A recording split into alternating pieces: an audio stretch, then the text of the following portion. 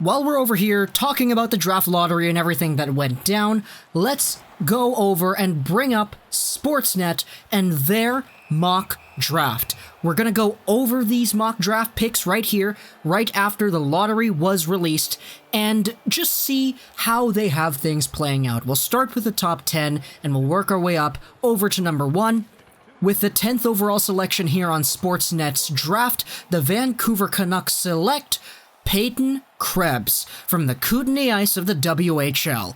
Now, I made a Why I Want video on Krebs. He is a guy with the hardest working engine in the entire draft. He's listed as a center over here on the television, but he can play left wing, he can play center, he can play forward, basically. And having him as a left wing would be great for the Vancouver Canucks because he would be able to slot in on that top 6, top 3 first line role alongside of Elias Pettersson and Brock Besser. That would be amazing. And Peyton Krebs is a guy who I have expressed interest in throughout the past few videos of Why I Want. So Vancouver taking him at number 10, I like that. I actually personally think that he could be taken a little bit earlier, but that's fine too. Number 10, Vancouver taking him up. As a Vancouver Canucks fan, I'd be very happy with that. Going over to number 9, the Anaheim Ducks select from the U.S. National Team Development Program, Matthew Boldy. The Swiss Army knife, the most complete player in the draft, arguably the perfect player because he's just so good at everything. Now, he's not amazing at everything. He's not super perfect, as in he does everything to a elite generational level. It's just that he's so good at everything. And you really can't go wrong with Boldy because he's such a safe pick. The only setback with Boldy is that there are other guys who potentially have higher ceilings, which is why Boldy is around here at 9. Despite this, he's still an incredibly gifted hockey player because he's so versatile and you can use him literally anywhere. Any of the corners, on the half boards, rushing things up, in the defensive end, power play, penalty kill, he excels everywhere. He is a great player, and Anaheim is going to have this Swiss Army knife at their disposal. Going over to number 8, the Edmonton Oilers select from the Saskatoon Blades, Kirby Dach, who I have also made a Why I Want video about too, but that was near the beginning of the year. Kirby Dach has fallen a little bit out of favor in my opinion, just by his work ethic and his drive within the game, but Dach is still a big, powerful, incredibly talented center who can pass the puck pretty well. He's also got some big mitts on him, some great quality dekes, and Dach is a guy who the Edmonton Oilers could use probably in the next 2 years, if we're being honest here. Dach could come in, establish himself as a great NHL forward in a top 6 role, and honestly, it's kind of weird that I believe that Dach is kind of dropping because of work ethic, because the Evan Bouchard thing last year was basically the exact same narrative. His work ethic and his skating, not necessarily the best, which is why Bouchard was somebody that I didn't want to take personally for the Vancouver Canucks. But Edmonton, they got Bouchard last year, and this year in Sportsnet's draft, they got Kirby Dach. Going over to number 7, the Buffalo Sabres take themselves Trevor Zegras from the U.S. National Team Development Program. Zegras is a guy who is an incredible, incredible player. Arguably just like Jack Hughes, except his skating is nowhere near Hughes' level. Let's face it, probably only Alex Newhooks is even in the same realm as Jack Hughes, but Trevor Zegras is a guy who can totally make the Buffalo Sabres a great team going forward into the future. Zegras is a guy who's got top-line potential and who could probably come in and feed off of all the youthful energy that's already established in Buffalo. Jack Eichel, Casey Mittelstadt, Sam Reinhart, Rasmus Dahlin, add Zegras to that mix and you got an incredible combo that can put up goals like there's no tomorrow. Especially if Jeff Skinner stays too. If Zegras and his elite passing ability is paired up with Skinner, that would be fantastic. And it would be a great thing for the Buffalo Sabres. Going over to number 6, the Detroit Red Wings take from the U.S. National Team Development Program as well, Alex Turcotte. And Turcotte is a guy who is probably the second best player on the U.S. National Team Development Program behind Jack Hughes. Turcotte is a guy who has arguably a better offensive ceiling than guys like Zegras and Boldy and Caulfield, but the thing with Turcotte is that he's so responsible and so good defensively too, that it propels him above all of those great offensive talents, despite the fact that Turcotte didn't play the full season. He missed a lot of games with injury. And the fact that Turcotte can come back into the US NTDP, recovering from injury, and being this good at it, and come over here and overtake Zegras, Caulfield, and Boldy in the draft rankings, it's just a huge testament to the skill that this young man possesses. His two-way game is the best in the draft. And honestly, Detroit seems like a perfect fit for him. Just the system that they have over there. Turcotte will most likely spend a few more years marinating in college and all that. You know the Detroit Red Wings love their development and they love their college players. Having Turcotte alongside a guy like Filip Zadina would be fantastic. And it's honestly so great.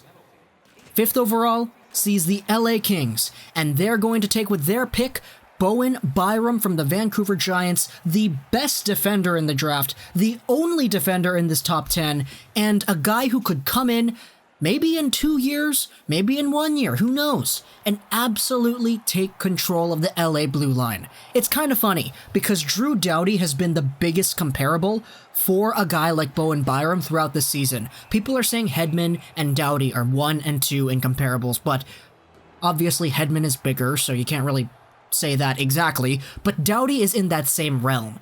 Solid, puck-moving, offensively gifted, and so calm and smooth with the puck in their own zone, neutral zone, and the offensive zone. And as one of the best defenders the Vancouver Giants has ever seen, Bowen Byram is incredibly talented, and he's a guy who could totally make a positive impact for the next 12 years. Especially playing in LA, where we've seen good defenders develop in Drew Doughty, and Byram could instantly go in and, in a few years, have that same level of success, which is crazy, but it's a great fit. Going over to number 4, the Colorado Avalanche. They actually have Dylan Cousins going to Colorado at number 4, Sportsnet does. I would actually argue that if Colorado drafted Bowen Byram, that would be incredible because they'd have Byram and Makar as one pairing for the future, which would be nuts, but Dylan Cousins works too. He's a great player, big body, big skill, amazing offensive ability, and coming into a Colorado Avalanche system that already has arguably the best line in hockey, and a line that will probably stay as one of the best lines in hockey for the next few years, as well as Cale Makar. Oh my goodness. Colorado, man, you guys aren't gonna be a one-line team anymore going into the next 4-5 years. Just Cousins and Makar alone instantly boost the team. When Makar and when Cousins are on the team, that is a legitimate threat. Cousins is a guy who can score at will and set up opponents like crazy, and having him playing behind a guy like Nathan MacKinnon, or maybe even on a right wing in a power play situation on the point with Tyson Barrie, MacKinnon, and Landeskog, that would be crazy too. But overall, Dylan Cousins going to Colorado would not be a mistake. Personally, I'd take Bowen Byram because Byram Makar would be fantastic, but Cousins works too. Then going into our top 3, the beloved top 3. These are the 3 that were leaked online before the draft announced them, because some outlet in Sweden that wasn't playing advertisements accidentally showed the graphic of the 3 winners before they were supposed to be released, like 20 minutes before too, which, you know, they have to get that done, they have to get the graphics ready. It's just that they unfortunately revealed it in the worst way possible, and people got a hold of that, like me, on Twitter and everything, and it was all public, and now we've exposed this for sure. Going over to number 3, the Chicago Blackhawks have Vasili Podkolzin, who I didn't include in my top 10, because I personally would like to stay away from Podkolzin, but assuming Podkolzin pans out, he becomes an elite first-line talent. He's basically like Pavel Datsyuk, and honestly, that comparison rings quite true. Some people have said he's kind of a combination between Datsyuk and Matthews, just in the way his hands work, his shot is really great, and his two-way game and drive is fantastic. Podkolzin is a guy with so many tools. It's just that playing in many different leagues with really sheltered minutes has really diminished his value on the ice in terms of the VHL, the MHL, the KHL, all over the place. But we've seen it in international tournaments. Podkolzin is fire, which is why so many people have him at 3rd overall. I know Button has had him at 3rd basically the whole year.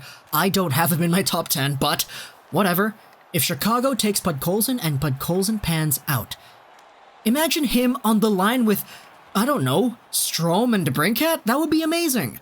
Play Podkolzin alongside of, let's just say, Jonathan Toews. That line would not give up a single goal. Ever.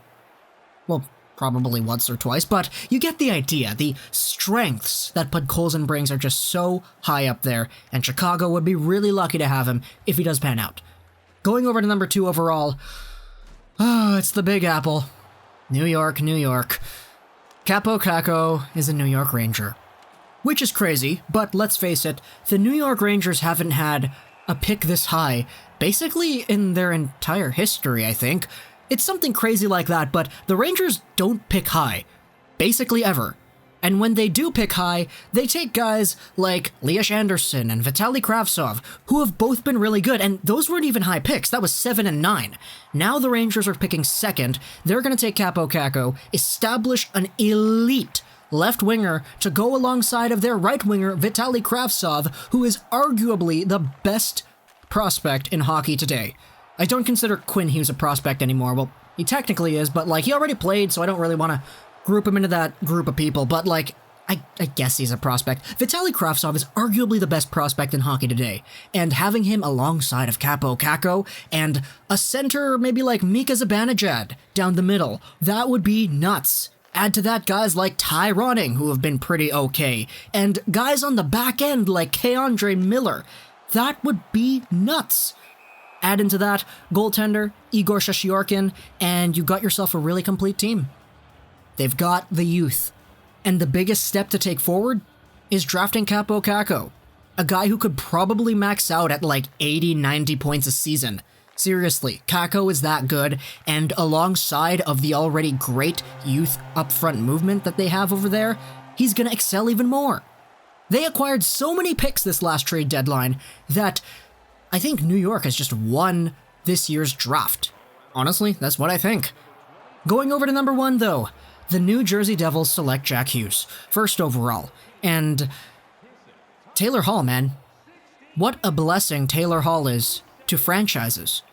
Taylor Hall was the first one there, drafted 1st overall in 2010. Then because Taylor Hall exists, the teams that he was on, they drafted Ryan Nugent-Hopkins 1st overall. That was in 2011. Oh, what happened next year? Ooh, Neil Yakupov 1st overall in 2012. Taylor Hall's new teammate once again. Going over into 2015. Connor McDavid 1st overall. Taylor Hall's new teammate. Going over to 2017. Nico Hischier 1st overall, Taylor Hall's new teammate. And going over to 2019, it's Jack Hughes, Taylor Hall's new teammate. Oh my goodness, Taylor Hall, what the heck have you done? How does a person like that even exist? How did the New Jersey Devils win? Regardless, having Jack Hughes on a Devils squad instantly boosts themselves up. They got themselves Nico Hischier, they got themselves Taylor Hall, they've got some great offensive weapons, and they got some pretty alright talent on the blue line. A lot of them are younger too, and just looking at the New Jersey Devils, man, I know the answer to this question already, but how did they finish so low, man? Come on. Now they have 1st overall, they're gonna take Jack Hughes, and wow. Incredible. Hischier and Hughes. Fantastic 1-2 punch. The New Jersey Devils certainly came away with a great result here, didn't they? Now that was Sportsnet's mock draft for the NHL draft this year, and it was just done now based off of the rankings that were just revealed. And yeah, I hope you guys enjoyed this little rundown. Twitter +9 Gaming. And bye.